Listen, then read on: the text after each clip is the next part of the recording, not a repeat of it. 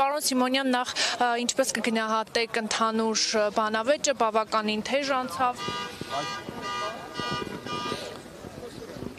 Ես սպասում էի, որ ավելի շատ Գյումրիից պետք է խոսվեր,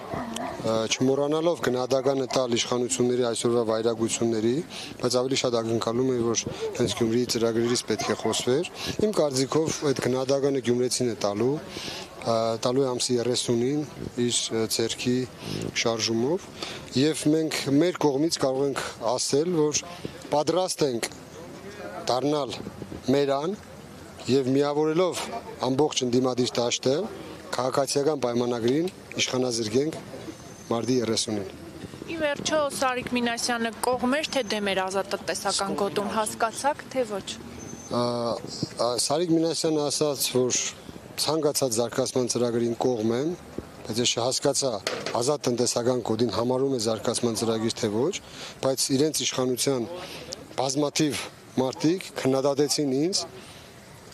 չհասկանալով ինչի համար են քննադատում, չեն կարտացել այդ ծրագիրը, չեն ուսումնասիրել, ուղղակի իրենց մոտ ռեֆլեքս է, երբ որ իրենցից չէ,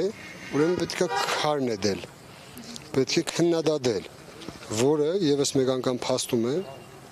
որ իշխանությունները տրամադրված չեն համախմբելուն, այլ հակառակը պառակտում են երկիրը, քաղաքը, Գյումրին եւ փաստը հենց դա է։